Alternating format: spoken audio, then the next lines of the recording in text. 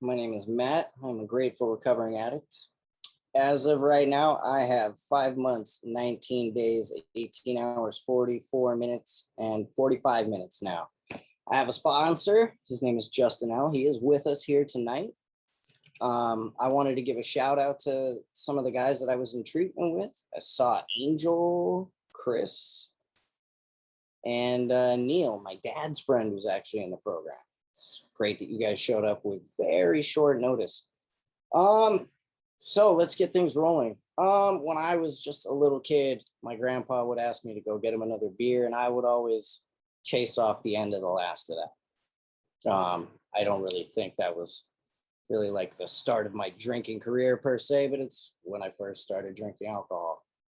Um, I had a pretty relatively normal, happy childhood. I grew up like in a Christian organized church. Did that for a long time. Once high school hit, I rebelled, as is typically the case with most kids, right? So, 1 second. So, I got into high school and I started getting in with, that sort of outcast crowd. I was never really a mainstream sort of anything. I always hung out with the weirdos, skaters, the freaks, the geeks. That was my crew. I used to ditch and go to, we called them DPs, ditch parties. And that's when I really started drinking. I remember at one of such occasions, I got super blackout drunk, and somebody at the party decided it would be really funny to shave zebra stripes into just one of my eyebrows. So I had to live with those consequences takes a while for eyebrows to go back. There was another instance at one of those house parties where I was so wasted I was apparently trying to make out with the dog. There are pictures of that. Many instances of waking up with Sharpie drawn all over me. We were that kind of group of people. I remember one time I went to go hang out with my friend, and I went on the way to his house and I stole a fifth of the cheapest rum that could be found, and I drank it on the bus on the way to his house. And then they were drinking 211, and I thought I'd be a big dog and shotgun a 211 to the head. And I did, and then immediately threw up, and I don't remember anything of that night after that point. What I do remember is waking up the next day, and I was face down on a bed with vomit very obviously coming from the side of me, hanging off the bed, and I was naked from the waist down. I thought this might have been a good thing because I really liked his sister, but it turns out that no, in the middle of the night, I had removed my pants, put them in the corner, and peed all over them. I composed myself as best possible, picked vomit out of my hair, and went into the living room to be greeted by his mother, who had been in the program for 20 years, who greeted me with 4 Tylenol, a bottle of water, a bucket, and some gloves because I had a lot of cleanup to do. I called my dad, who I had not checked in with the night before like I was supposed to, and I told him what I had done, and he wasn't mad at me. He just came and picked me up. We didn't really talk in the car on the way home. I got home, I showered, I went to church with him, and then after church, he decided to tell me the level of trouble I was in. I was grounded for a good deal of time. Um, I moved out fairly young. I graduated high school at 16. I took my proficiency exam because I was bored. I was restless. I was always kind of stir crazy. Um, so I didn't like going to school, but I'd still get good grades because I could ace the tests. Because school was easy. Being there was the hard part. So I moved out very early, and I got my first job my first real job at a DSL company. I moved in with a couple of guys there, and I started playing World of Warcraft. That was my first true addiction, was video games. But video games and alcohol went hand in hand. I would play video games for 10 hours a day on the weekends and, drink an 18 pack. And, while that wasn't really like a large quantity or anything, it's just what I did. I drank and I gamed. And then I eventually got into like a guild group of people. And the particular group of people I got in with, we were real tight. And once a year, we would all put down the mouse and keyboard and go to Vegas, get a suite, which was like our big community meeting area. And, we partied. We partied hard. And I did that and held down a full-time job, and I had a girlfriend. And that's when I started getting into the drum and bass scene. Um, the drum and bass scene is, I mean, it's crazy. I love it. It's just loud and obnoxious, and everybody who's there really loves the music. I quickly found a home there, and I met so many people. I still know people. It's crazy to think that I've known people in the drum and bass scene for 15 years, some of them 20 now. Like, some of them are like really close friends who have been there. Just even through my recovery, a lot of those people who I met partying, drinking, and doing drugs with are like, they're older now, they have families, and they're happy that I'm here. So at 21 was when I first got my license, and at 22 was when I got my first DUI. I got myself a good lawyer. I got the charges reduced to a 3-month slap on the wrist program and some fines. That was it. So I got my license back, and I got my second DUI at 22. I blew a .27 eventually. I called my lawyer back to tell him, that I had been in trouble. And he called me back 3 days later, and he asked, "What in the fuck were you doing, Matt?" I had 8 additional charges, from felony evading, assault on a peace officer, destruction of police property. I did a lot of really bad things. So I was told I was going to be doing 18 months in state prison now. We went back and forth with the court systems, and eventually this got brought down to 30 days in county and 30 days of community service. Again, next to nothing. So I continued on. I did my 18-month DUI program. I got my license back, but I was still drinking. And, I would just drink at home or, just after work, after I was done with my errands. I was being a responsible drunk. And, then I was still going out in the drum and bass scene. And then I got a good job, a really good job. I was making bare money, and every day while I was waiting for my buddy who worked nearby to get off work, I'd go to the local bar and I'd run up like a $50 bar tab, drinking good whiskey. And that was my regular thing to do, except on the nights that I had to go to my DUI classes. I dated a girl who had a horse, so I got a horse. We did a lot of drinking and a lot of cocaine and a lot of fighting and a lot of breaking up and a lot of getting back together, until eventually I found out that she was escorting while I was at work, and I decided that that was going to be enough for me. So I got in a real big fight with her. I ended up driving home drunk.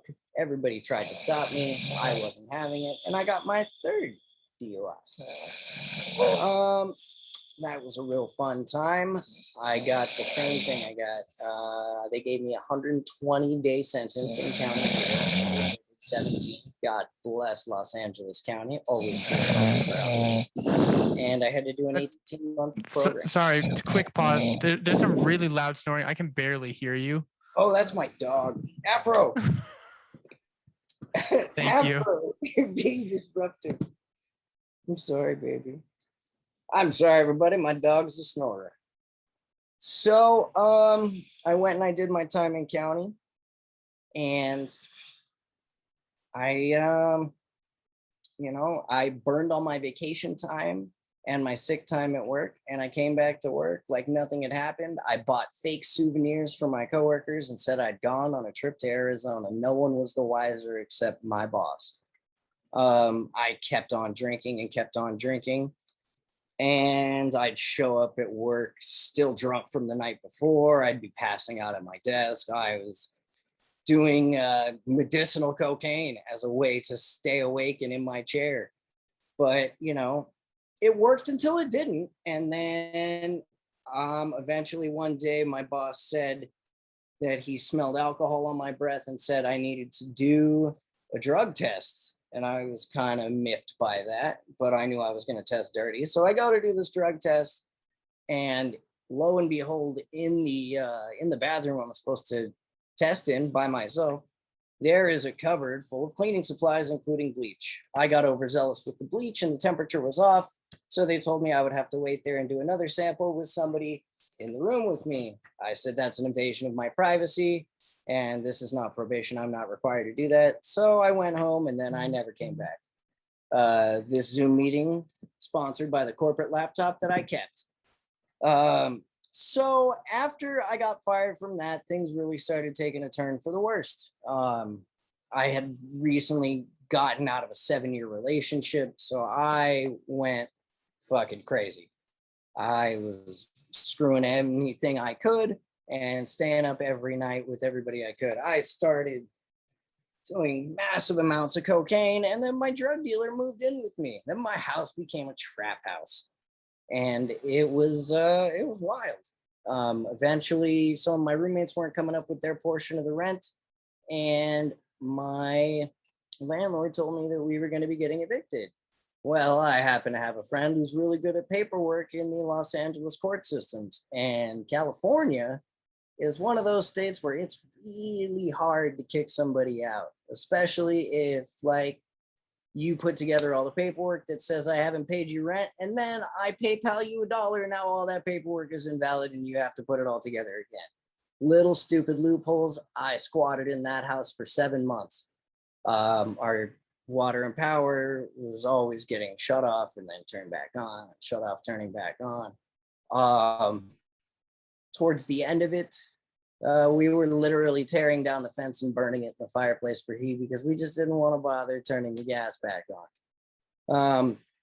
After my unemployment money from that job ran out, I went to a rave to sell a bunch of drugs to make money because that was a profitable decision to make. I met a girl there, and like a moron, I decided to take this girl who's 12 years my junior home with me and make her my girlfriend. She loved to drink. She loved to do drugs. So we did a lot of that together. Drugs, sex, and alcohol. That was pretty much the entirety of our relationship. There was no fundamental much of anything there. After we eventually got kicked out of my house, I didn't have really the means with which to support her. So I moved home to my grandmother's house. We were still dating, she'd come over every night and then leave and go to one of my friends' houses who she met, she was just couch surfing with a group of friends she met through me and hanging out with me during the day. Eventually, one night, she got really, really drunk and started assaulting me. The police were called by one of the neighbors while she was holding my head down and pounding my right eye in with her very, very strong left hook. And I wriggled away from her, literally took my pants off to run back into the house. And then the cops showed up and I went to jail, of course. Then I had a felony domestic violence charge hanging over my head. I had sort of stopped going to my DUI school and sort of missed a couple court dates because I was just, as this background behind me shows, I was just burning it all to the ground. And you know what? This is fine. This is fine. So I decided that I was not going to tolerate that level of abuse, and I broke up with her. Then COVID really happened, and the government started giving out that pandemic unassistance money. And that, because it was an extension of your unemployment, was based on my base rate was from my previous job where I was making bare money with the COVID pandemic assistance on top of it. So I had like $15,000 handed to me all at once, and I drank and inhaled all of it. I loved nitrous oxide. so much. I cannot tell you guys how much nitrous oxide I did. It was a lot. So eventually, my family had an intervention and they told me, look, we'll keep your stuff here. We'll take care of your dog, but either you go to rehab or you leave because, your grandma just can't handle it. So I begrudgingly agreed to go to rehab with them or to go to rehab for them. I went to rehab. I met this girl and I had this doctor's appointment. And I didn't know that if by leaving to go to my doctor's appointment, it would be considered checking myself out. So when I went back, they weren't really able to take me back right away. So this girl got out of rehab. She left rehab and came to my house. We got drunk at my grandma's, which I'm not supposed to do.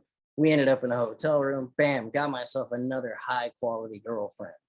I had all that unemployment money. So we were basically just living in hotels, getting drunk. That was my life for about a month with her. And then I went back to rehab. I did 5 days in detox. They couldn't take me in the residential program. So I decided, I'm going to do outpatient and I'm going to get on Vivitrol. So I got on Vivitrol. For those of you who don't know what Vivitrol is, it's an alcohol and opioid antagonist that you get a shot once a month. And basically you can't get high off opiates and you can't get drunk off alcohol. Well, me being the absolutely intelligent person that I am, decided even if I'm not getting drunk, I still just don't want to be present in life. So I would drink and physically pass out from the alcohol, but just not get a buzz, real smart stuff. So I eventually was just lying to my family about going to the outpatient that I was supposed to be going to because I wasn't going to it. And it hit me one day when I walked out into the living room and my grandmother was crying and I asked her what was wrong. And she immediately perked up and said nothing as I left to go buy a bottle. And I knew what she was crying about. She was crying because I was breaking her fucking heart. So I went to go get my next Vivitrol shot and I had every intention of coming home. There was a half bottle of whiskey next to my bed. I didn't even bother to put on a shirt. I just threw a hoodie on and some shorts, was going to go get my Vivitrol shot and go home. And something grabbed me. I had that moment of clarity and I realized that I just can't do this anymore. And I asked if they had a bed in detox and they did. And I took it and I stayed. And then I was like, you need to take me into residential because the same thing is going to happen. And if the same thing happens, the same thing is going to happen. And they said, we don't have room for you here, but we will find you a place to go. They gave me a list of places. I had heard good things about 2 of them. I had heard really good things about ClareMatrix, and I had heard really good things about this place called Cry Help. They called ClareMatrix for me. They didn't have a bed. So they called Cry Help. And this is like a place that is apparently fairly difficult to get into, but I did not have this experience. It's probably my higher power at work because they had a bed for me the next day. I went home, I packed, I went into Cry Help. We were in quarantine for a little bit. You had to get a COVID test when you walked in there. Lo and behold, I had caught COVID at detox at the previous rehab. So I got to spend the first 13 days of my rehab experience in a room by myself.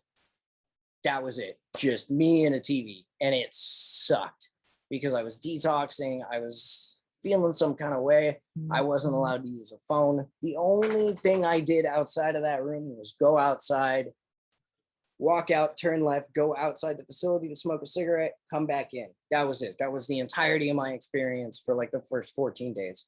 I hit general population running and I was about that recovery life.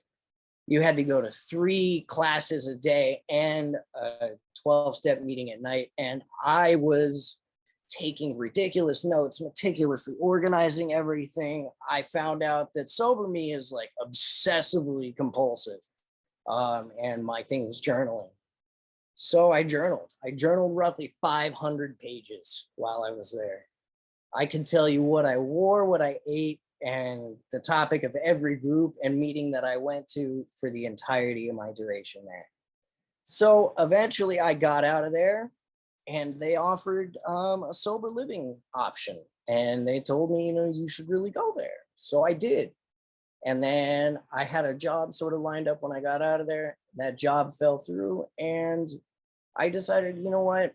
Maybe I'm not going to walk back into the world that drove me to become the madman that I had become. So I prayed about it and I thought about it and I said, you know what? I'm going to go to school. I had heard during one of my hospital stays that were alcohol related that I totally forgot to mention to you guys from one of the people who was taking my blood that phlebotomy is like a really easy and quick way to get into the healthcare industry that pays okay right out the door. So there's this thing called the Department of Rehabilitation. They paid for my schooling.